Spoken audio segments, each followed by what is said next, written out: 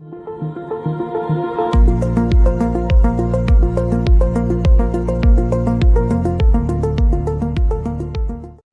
to Wake Up and Rise. I'm Edward Collins, and in this episode, we're discussing how people think and decide when conditions become unpredictable, when markets turn unstable and certainty fades. Some focus on protection, while others focus on structure and long-term positioning. That contrast is at the heart of today's conversation. We'll explore decision, making under pressure, and what separates reaction from clear judgment. Joining me is Samuel Whitmore, a well-known entrepreneur and investor with experience across multiple market cycles. Samuel, thank you for being here.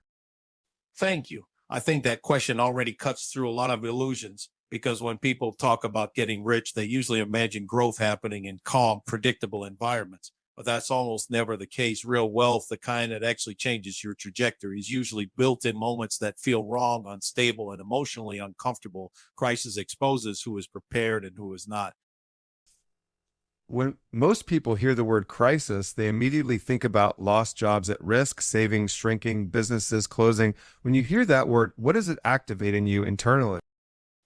The first thing is alertness, not fear. Crisis doesn't mean opportunity in a motivational poster sense. It means dislocation. Prices stop reflecting reality. Decisions become emotional instead of rational. And when that happens, probabilities change. Most people experience crisis as a signal to stop investing, stop expanding, stop taking risks. They wait for clarity, but clarity always comes after the cycle turns, never before. So if you wait until things feel safe, you've already missed the window that actually matters.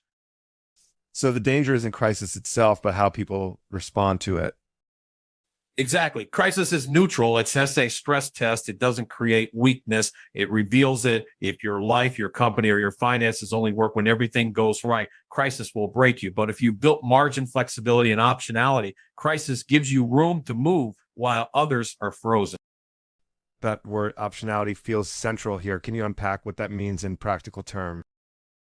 Optionality is the ability to choose. It's having more than one viable path forward when conditions change. In practical terms, it means low fixed costs, liquidity, and psychological resilience. If your monthly expenses are massive, your company is highly leveraged, or your ego is tied to maintaining appearances, you don't have optionality of obligations. People often confuse wealth with lifestyle. They scale their expenses. As soon as income increases, that's fine. In good times and crisis, it becomes a trap. So before we even talk about investing during a crisis, you're saying the real work happens long before the crisis arrives. Always people ask, how do I make money in a crisis? But the better question is, am I structurally capable of acting when others can't? If your personal life is overextended, crisis will force defensive decisions. You'll sell when you shouldn't. You'll avoid opportunities because you can't afford uncertainty. The people who win are often not smarter, or they're simply not forced to act under pressure. There's a psychological element here too. Fear spreads fast in uncertain times. Fear is contagious, and media amplifies it. During a crisis, every headline feels urgent, dramatic, existential. That noise overwhelms reasoning. What most people don't realize is that markets don't move on news. They move on expectations. By the time fear is obvious, prices have already adjusted. The opportunity exists when sentiment is negative, but reality is not as bad as imagined. So it's less about predicting the future and more about understanding how people misprice the present. That's true. You don't need to know how everything ends. You just need to recognize when pessimism has gone too far. People who demand certainty never act early enough.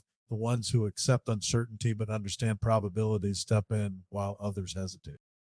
That's a difficult position to hold emotionally. Acting while everyone else is retreating feels almost irresponsible to many people.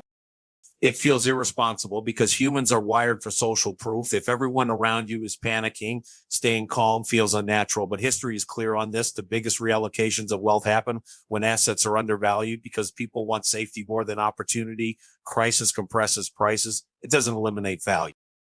Is that why you often say crisis favors the prepared, not the brave? Yes, courage alone is enough. Preparation creates courage. If you built a lean structure, saved capital, and resisted lifestyle inflation, you don't need to be heroic. You just need to be rational. Crisis rewards irrationality precisely because it's scarce in those moments. There's also a moral discomfort people express when talking about getting rich during hard times. They feel it's somehow unethical. I think that's a misunderstanding of how value creation works. Investing or building during a crisis isn't exploitation, it's participation in recovery. Capital moves to where it's needed. Strong businesses survive and grow. Weak ones disappear. That's painful, but it's how systems reset. Avoiding action doesn't protect society. It just delays adjustment. The people who invest, hire, and build during crises are often the ones creating jobs and stability later. So enrichment in a crisis isn't about benefiting from suffering, but about having the capacity to act when others can't. Absolutely. Crisis doesn't reward cruelty, it rewards discipline. People who survive crises well tend to have three things: liquidity, patience, and emotional control. Without those, even good ideas fail. You've lived through multiple crises personally and professionally. Did your perception of crisis change over time? Completely early on, crisis felt like personal failure. I internalized it. I thought I did something wrong. Over time, I realized crises are systemic. They're cycles. Once you see a few of them, you stop reacting emotionally and start observing patterns. You notice how fear peaks, how narratives overshoot reality, how patience is punished short term but rewarded long term. That perspective probably changes how you sleep at night. It does. But again, that calm doesn't come from confidence alone. It comes from structure. If I lose everything tomorrow, my fixed costs are low enough that I can recover. That knowledge changes how risk feels. Risk becomes tolerable when it doesn't threaten your identity or survival. That is a powerful idea that peace comes not from certainty, but from resilience. Yes, most people chase certainty because they haven't built resilience. Resilience gives you freedom, and freedom allows you to see crisis not as an emergency, but as a phase where decisions matter more than usual. If someone listening right now is in the middle of uncertainty, maybe their business is slowing, their investments are down, their confidence is shaken, what should they be focusing on first? Structure before strategy. Cut unnecessary costs, preserve liquidity, reduce dependencies, get lean, don't rush into action just to feel productive. Prepare yourself so that when real opportunities appear, you're able to move. Crisis is not the time for desperation, it's the time for position. That reframes the entire conversation. Instead of asking, how do I get rich in a crisis? The real question becomes, how do I stop being fragile before the crisis forces me to learn? Absolutely. Fragility is the enemy. Once you eliminate fragility, crisis becomes asymmetric. You risk less and gain more. That's so the foundation of every meaningful wealth building story ever here. This sets a strong foundation for everything else we're going to explore. We're not talking about shortcuts or tricks, but about mindset, structure, and timing when conditions are unfavorable. Yes, calm periods are for building structure. Crisis periods are for making moves. Mixing those two is what keeps people stuck, repeating the same cycle over and over again. You've laid out a very clear foundation in the first part: structure, before strategy, resilience, before action. I want to move one layer deeper. Now, when a crisis actually arrives emotionally and financially, what are the first mistakes you see people make almost instinctively?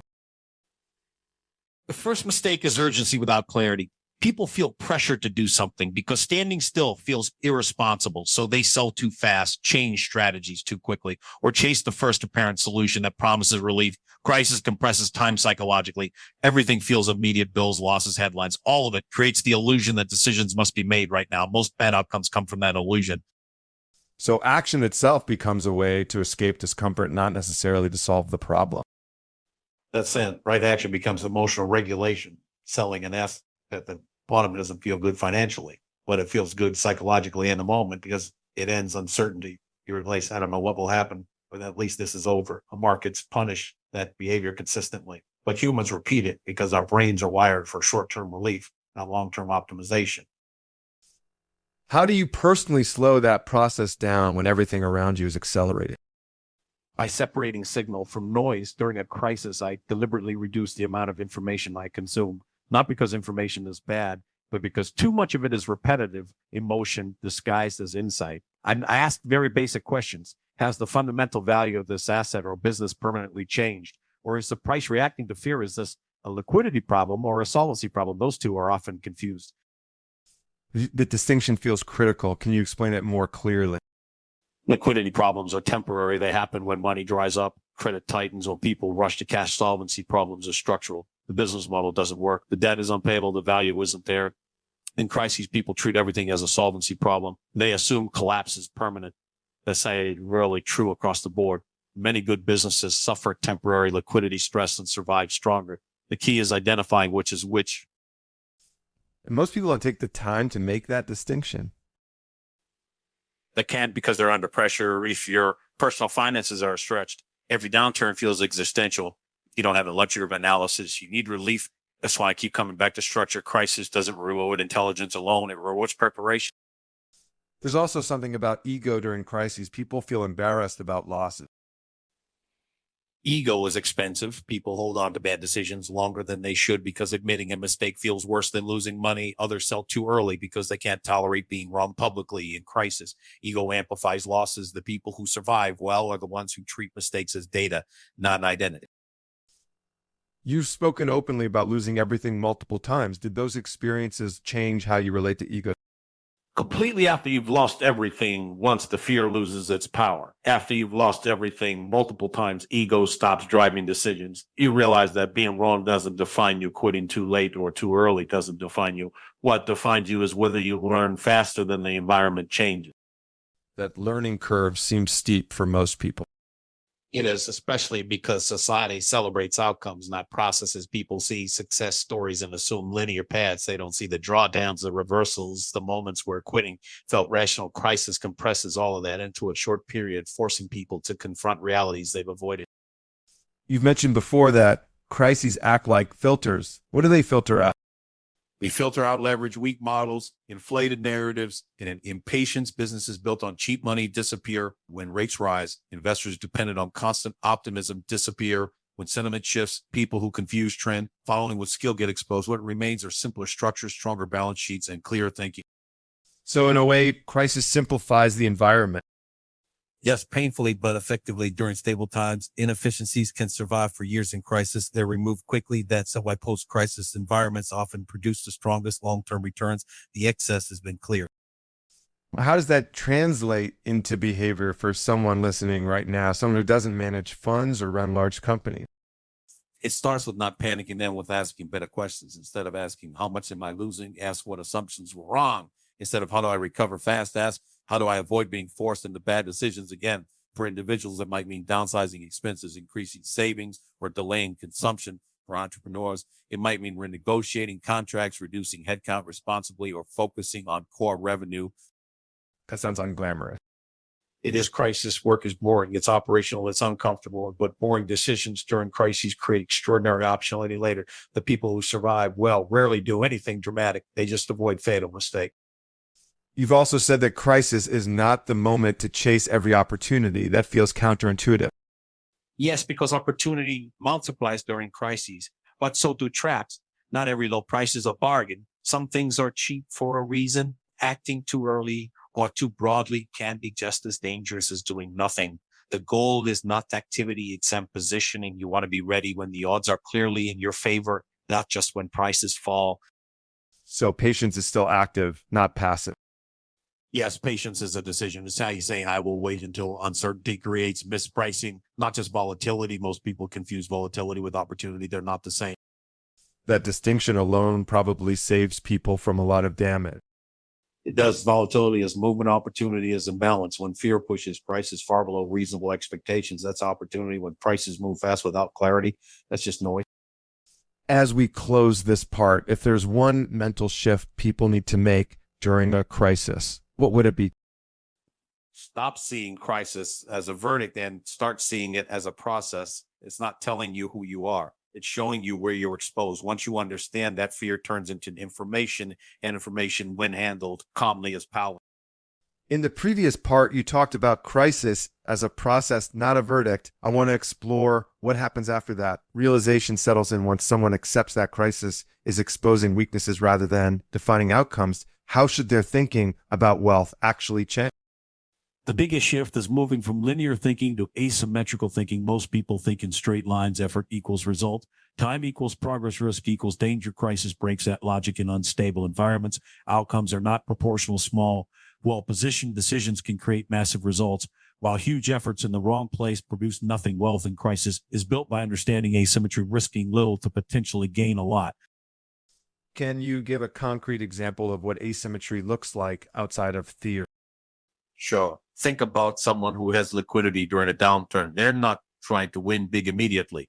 They're simply available when assets drop percent. The downside from that point is often limited, but the upside over time can be several multiples. That's asymmetry. Most people don't lose money because they misjudge upside. They lose money because they expose themselves to large downside at the wrong time, usually when things already look good. So paradoxically, the moment that feels most dangerous may actually carry less long-term risk. Exactly. Risk feels highest when prices are lowest, but mathematically, that sign often when risk is declining, when everyone is optimistic, leverage is high, narratives are clean, and valuations are stretched. That's when real risk is hidden. Crisis brings risk to the surface. You can see it. You can measure it. That requires emotional discipline. Most people don't practice. Because emotional discipline isn't taught. We're taught optimism, confidence, motivation. We're not taught restraint, patience, or waiting without anxiety during a crisis. Doing nothing can feel irresponsible, but sometimes doing nothing is the most rational decision available. You've mentioned before that people confuse movement with progress. All the time, especially in modern culture, we reward visible activity. Someone who is constantly trading, pivoting, posting, announcing looks productive. Someone who is waiting quietly looks passive. But wealth doesn't respond to visibility. It responds to positioning. Crisis amplifies that difference. How does this apply to people who aren't investors, business owners, professionals, employees? The principle is the same in crisis. Most people focus on income. Smart people focus on leverage for an employee. That might mean acquiring rare skills while others are distracted. For a business owner, it might mean strengthening distribution, renegotiating contracts, or acquiring competitors quietly. The question becomes, where can I position myself so that when stability returns, I benefit disproportionately? That suggests wealth is often built invisibly before results show up. Always the visible payoff comes later. During crisis, the work is mostly internal, restructuring, learning, observing. When the environment improves, the payoff looks sudden to outsiders, but it isn't sudden at all. There's also a cultural narrative that crises reset everyone equally. Do you agree with that? Not at all. Crisis is unequal by nature. People enter crises from very different starting points. Some have savings, skills, networks. Others are already leveraged and fragile. Crisis widens gaps. It doesn't close them. That can sound harsh, but it's realistic. Reality often is ignoring it doesn't make it kinder. What matters is helping people understand how to reduce fragility before the next crisis. Equal outcomes are unrealistic, but better preparation is possible. You've spoken about learning cycles. How long does it usually take people to truly internalize these lessons?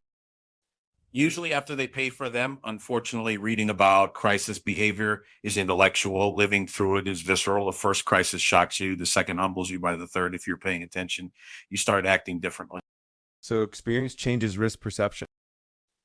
Yes, after a while, you stop reacting to headlines and start reacting to balance sheets, incentives, and human behavior. You also stop thinking in months and start thinking in years. The time horizon shift is one of the biggest differences between people who build wealth and those who don't. Time horizon feels like an invisible divider. It is short horizons amplify fear, long horizons absorb volatility. If you need results immediately, crisis will crush you. If you can wait, crisis becomes your ally. But waiting without hope can turn into paralysis. How do you avoid that? By defining what you're waiting for. Patience without criteria is procrastination. Patience with criteria is strategy. I'm not waiting for things to feel good. I'm waiting for specific conditions, mispricing liquidity, returning sentiment, shifting. So patience is active monitoring, not passive endurance. Yes, you're watching, preparing, and updating your assumptions. The moment your criteria are met, you act decisively. That's where most people fail. They wait too long because fear disguises itself as caution. This makes wealth building during crisis sound almost countercultural. It is crisis rewards people who can stand apart psychologically. You don't need to be contrarian for the sake of it. You just need to avoid herd behavior. The herd optimizes for emotional safety, not long-term outcome. As we move forward, I'd like to explore how someone can practically build that kind of psychological distance, not just understand it intellectually. That's just where habits, environment, and self-awareness come in. Understanding that theory is easy, limited when fear is everywhere is the real challenge. You ended the last part by saying that understanding the theory is easy, but living it when fear is everywhere is the real challenge. Let's go there. How does someone actually build that psychological distance in the middle of a crisis when emotions are loud and constant? The first thing is accepting that fear will be present. Psychological distance doesn't mean calm or confidence all the time. It means not letting fear dictate your decisions. Most people wait to act until fear disappears, and that never happens in a real crisis. What you can do instead is build routines and constraints that prevent emotional reactions from becoming irreversible actions. What kind of constraints are we talking about? Very simple ones. For example, I never make major financial decisions on the same day that I consume bad news. If something shocks me, I force a delay 24 hours, sometimes longer. That pause alone filters out a huge number of bad decisions. Fear has a short half-life. If a decision still makes sense after the emotional spike fades, then it deserves consideration. So distance is sometimes just time. Time and structure. Another constraint is reducing exposure to noise during crises. People think they need more information, but what they really get is repetition of the same fear in different words, and that overwhelms reasoning. I deliberately limit how much news I consume. I focus on primary indicators, not commentary, data, not opinion. That runs against the instinct to stay constantly informed. Yes, but constant exposure doesn't equal better understanding. If 10 people repeat the same fear, it feels more real, even if nothing fundamental has changed. That's how panic spreads. Psychological distance means stepping outside that echo chamber. There's also social pressure. People talk, compare losses, reinforce anxiety. Social contagion is powerful. Fear spreads faster through conversations than through markets. One of the most important and uncomfortable things during a crisis is being selective about who you talk to. Not everyone deserves access to your decision-making process. Some people amplify fear unintentionally. That can feel isolated. It can, but isolation is sometimes necessary for clarity. Think about it this way. If you're surrounded by people who are emotionally reacting, your brain will mirror that. If you want to act rationally, you need at least a few reference points who think long-term and calmly. So environment shapes behavior more than willpower. Always willpower is overrated. Environment is underrated. People think strong minds make strong decisions. In reality, strong systems protect you when your mind is under pressure. That applies to money, health, and leadership. Leadership is an interesting angle. Crisis exposes leaders very quickly. Yes, in crisis, leaders transmit either stability or panic. There's no neutral state. If you lead a team or a family and you're emotionally volatile, everyone feels it, even if you don't say much. People pick up tone, hesitation, urgency. If you've made it this far and found this content useful, consider leaving a like. If you want more content like this, subscribe to our channel and enable notifications to stay connected with Wake Up Rise. Now let's get back to the conversation. You were just talking about how do you manage that responsibility without suppressing reality? By separating honesty from alarm, you can acknowledge uncertainty without dramatizing it. You can say, this is difficult. We don't have all the answers, but we have a plan and we're adjusting. What destroys trust is either denial or panic. Calm realism builds credibility. That applies to personal finances too. Yes, people either catastrophize or deny. Both are coping mechanisms and neither is useful. Crisis requires emotional regulation more than intelligence. Most outcomes are decided by who can think clearly under pressure. You've mentioned before that some people actually seek stimulation during crises, constant trading, constant changes. That's anxiety disguised as action. When uncertainty rises, the brain wants control, trading, pivoting, changing plans, gives a temporary sense of agency, but it often increases exposure to mistake. So stillness can be a competitive advantage. Absolutely. Stillness allows observation, and observation allows pattern recognition. The people who win are often the ones who watch quietly while others exhaust themselves reacting. That requires trusting your process. Yes, but trust doesn't come from optimism. It comes from repetition. If you build systems that work before, saving, controlling costs, avoiding leverage, you trust them more under stress. That's why preparation creates calm. What about people who didn't prepare, who enter a crisis already fragile? Then the goal changes. It's no longer about opportunity. It's about survival and rebuilding structure. That means humility, cutting back, accepting discomfort, resetting expectations. There's no shame in that. Mistake is pretending you're in a position to take risks when you're not. So crisis doesn't demand the same behavior from everyone. Right. Crisis amplifies differences. Some people should be defensive. Others can be opportunistic. Knowing which one you are is a form of intelligence. That self-assessment seems difficult when emotions are high. It is. That's why I encourage people to assess themselves in calm periods, not during storms. Ask yourself when things are stable, how much volatility can I tolerate? How much uncertainty can I afford? Those answers don't change just because the environment does. That brings us back to something you said earlier. Crisis reveals who you already were. Yes, crisis is a mirror. It doesn't turn disciplined people into reckless ones, and it doesn't turn fragile structures into strong ones. It just removes the illusions that allowed weaknesses to hide. As we move into the next part, I want to explore how this psychological distance translates into concrete decisions, when to move, when not to, and how to recognize real opportunity amid chaos. That's the critical transition. Understanding yourself is the first step. Knowing when and how to act is where theory becomes reality. Up to this point, we've talked a lot about mindset, structure, and emotional distance. Now, I want to cross that bridge. You mentioned when someone has clarity and stability, how do they recognize when it's actually time to act during a crisis? That's the hardest part, because there's no announcement. Opportunity doesn't arrive with a clear signal saying now is the moment. What you get instead are conditions that feel deeply uncomfortable. Prices look wrong. Sentiment is overwhelmingly negative, and confidence is almost non-existent. Action becomes appropriate when fear is widespread, but reality is not collapsing at the same speed. So the trigger isn't optimism returning, but pessimism peaking. Indeed, opportunity usually appears when people stop asking, how much can I make? And start asking, how much worse can this get? That shift tells you fear is dominating reasoning when downside scenarios are already priced in emotionally. The asymmetry begins to favor action. That still sounds abstract to someone listening who wants something concrete to hold on to. There. So let's make it practical. I look for three things aligning at the same time. First, prices or valuations that imply disaster level outcomes. Second, businesses or assets that are still functioning operationally. And third, forced sellers, people or institutions that have to sell regardless of price.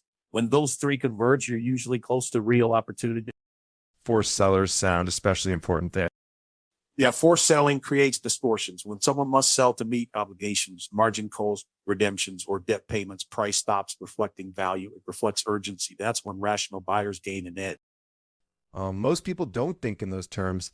They just see falling prices and assume something is broken. Because psychologically, falling prices feel like information. In reality, they're often emotion. The market is a voting machine in the short term and a weighing machine in the long term. Crisis is when the voting gets hysterical.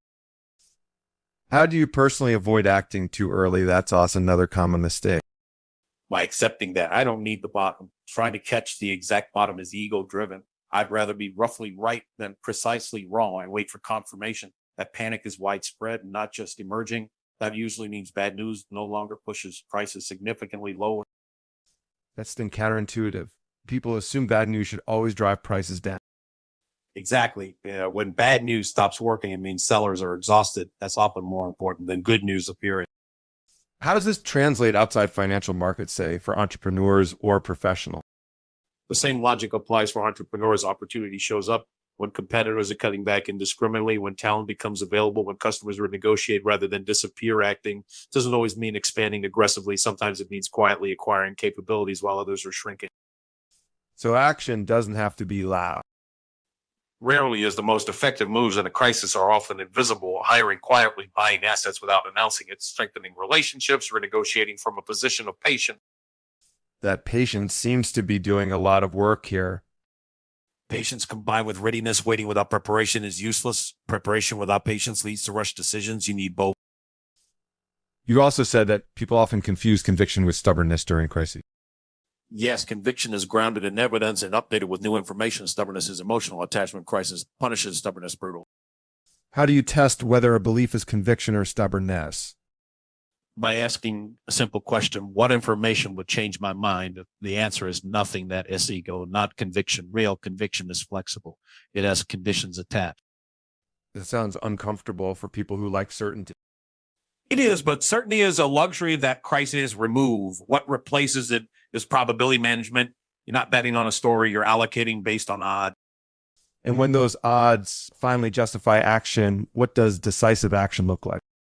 It looks calm, not dramatic. There's no rush, no adrenaline. You already did the emotional work earlier. Execution feels almost boring. That's usually a good sign. That's very different from popular image of bold, high-stakes decision. Popular images are built for storytelling, not accuracy. In reality, the best decisions feel quiet. The chaos happens around you, not inside. What about regret? People fear acting and being wrong. Regret is unavoidable. You'll always miss some opportunities and take some losses. The goal isn't perfection. It's survivability and consistency. If you stay in the game long enough, asymmetry works in your favor. That implies thinking in cycles rather than moments. That site right crisis is one chapter, not the whole book. People who over identify with a single moment either become reckless or paralyzed. Both are expensive.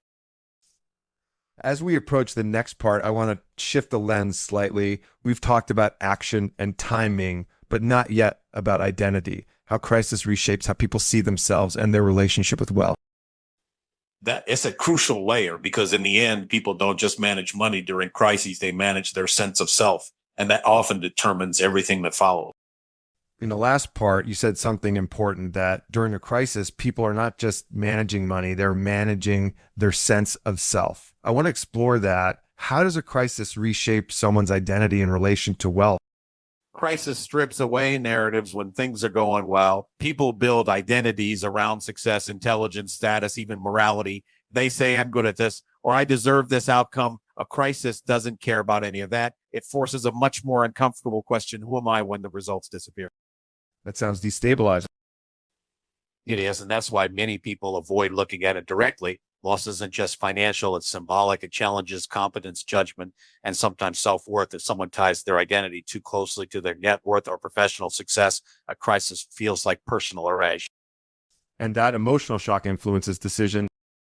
Massively, people who feel their identity threatened will act to restore it, not to optimize outcomes. They'll take reckless risk to get back what they lost, or they'll withdraw completely to avoid further damage to their self-image. Both responses are driven by identity, not logic.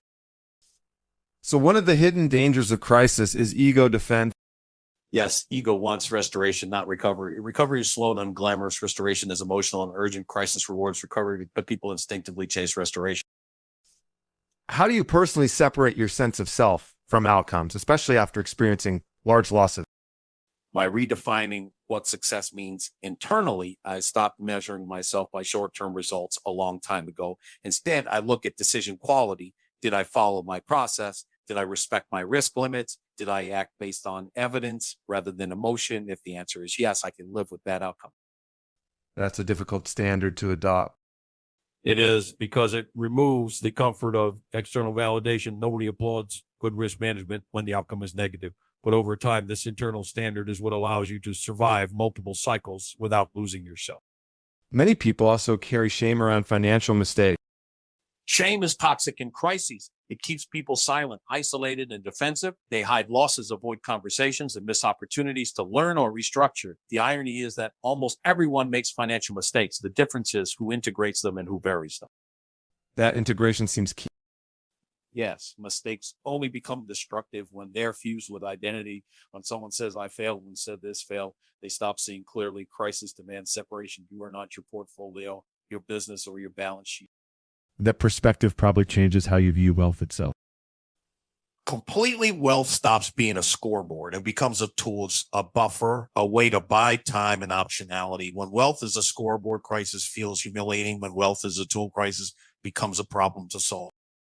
How does this shift show up in behavior? People with healthy separation ask better questions. Instead of how do I look, they ask what actually works now. Instead of how do I recover my status, they ask how do I stabilize my system. Those questions lead to very different action. Does this apply equally to people at different income levels? Absolutely. Identity issues are not proportional to wealth. I've seen people with very little money be extremely grounded and people with enormous resources be completely destabilized by losses. Identity fragility doesn't scale linearly. That's an important distinction. It is because it shows that resilience is internal before it's financial. Money amplifies what's already there. A crisis reveals it.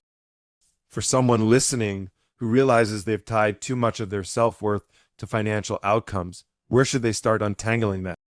By redefining their role in the process. You're not the outcome. You're the decision maker. Focus on building a process you respect over time. That process produces results, but more importantly, it preserves your integrity under pressure. That integrity seems to be a recurring theme. Because without it, people don't just lose money, they lose confidence, clarity, and sometimes their ability to act rationally in the future. Crisis can make you smaller or more grounded. The difference is whether you let it redefine you or refine you. As we move into the next part, I want to connect this internal shift to something very concrete, long-term wealth, how these identity changes compound over years, not just through a single crisis. That's where the real transformation happens. Crisis is temporary, but the habits and identities it shapes tend to last much longer. In the last part, you said that crisis is temporary, but the habits and identities it shapes tend to last. I want to focus on that long arc. Now, how do these internal shifts actually compound into long-term wealth over years, not just through one crisis? Long-term wealth is rarely the result of a single brilliant decision. It's not the accumulation of behaviors that survive multiple cycles. Crisis accelerates learning people to emerge with stronger habits, better risk control, clearer thinking, healthier identity separation. Carry those advantages forward into every future environment over time. That compounds far more reliably than any short-term gain. So wealth becomes less about timing, one event, and more about who you become after it. That's not right after a crisis. People tend to fall into two groups. One group becomes more cautious in a constructive way. They understand risk, respect leverage, and think in longer horizons. The other group becomes either permanently fearful or permanently reckless. Only the first group compound. What differentiates those two groups? Reflection, the people who grow ask, what did this teach me about myself? The ones who stagnate ask, how do I avoid feeling this again? Avoidance creates fragility. Reflection creates robustness. How does that robustness show up practically over time? In patience, mainly people who've internalized crisis stop chasing every opportunity. They're comfortable waiting, that overextending good times because they remember how fast conditions can change. That restraint protects capital. Protected capital has time to compound.